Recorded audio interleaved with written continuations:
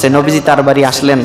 তার বাড়ি আসার পরে নবীজি বললেন, শোনো, আমি তোমার বাড়ি আজকে খাবার খাবো, খাইতে পারি না যদি তুমি যতক্ষণ পর্যন্ত কলেমা না পড়বা আমি তোমার বাড়ি খাবো না। উকবা ইবনে আবু মুয়াইত চিন্তা করলেন যে একটা মানুষ, আর একজন সম্মানিত মানুষ, সেও তো একটা দলের প্রধান, নবীজি ইসলামের প্রধান, সেই হিসেবে একজন সম্মানিত মানুষ আমার বাড়ি থেকে চলে যাবে। সে মৌখিকভাবে ঈমান আনছে।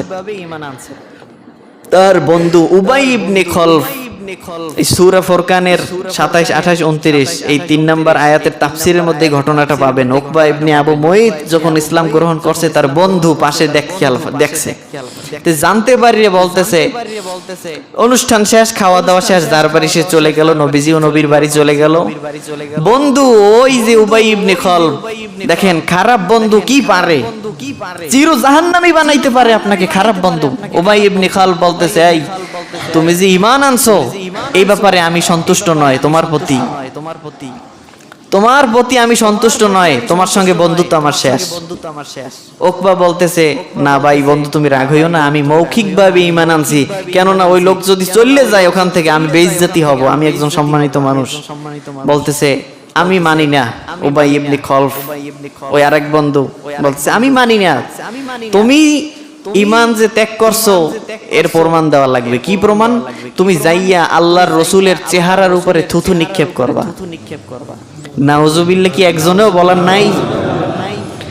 তুমি যদি আল্লাহর রসুলের চেহারার উপরে থুথু নিক্ষেপ করতে পারো আমার সামনে, তাহলে আমি মনে করব যে ঠিক আছে তোমার ঈমান আনো নাই, প্রমাণ দেওয়া লাগবে।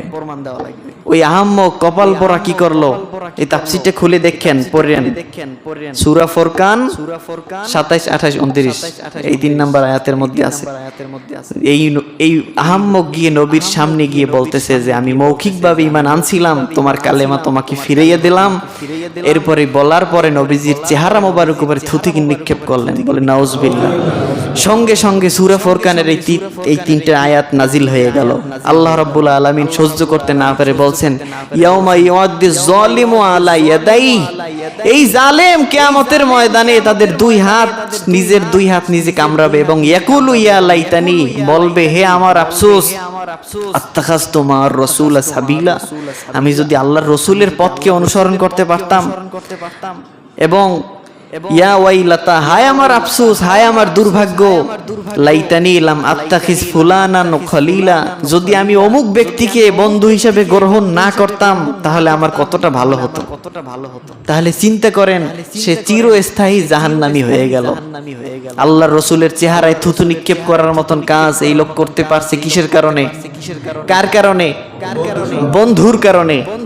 কাজী এই বন্ধু নির্বাচনের 4টা সিস্টেম তো আমি বলে দিলাম, যে 4টে গুণ যার মধ্যে পাবেন। 1 নম্বরে হচ্ছে কি, সৎ কাজের আদেশ দেবে, অসৎ কাজের নিষেধ করবে, এ আপনার বন্ধু। আর হচ্ছে ঈমান বৃদ্ধি পাবে, ইলম বৃদ্ধি পাবে, জ্ঞান বাড়বে। এই 4টা বৈশিষ্ট্য যার মধ্যে থাকবে আপনি তার সঙ্গে বন্ধুত্ব করতে পারেন, কোনোদিন তার সঙ্গে বন্ধুত্ব আপনার ক্ষুণ্ণ হবে না।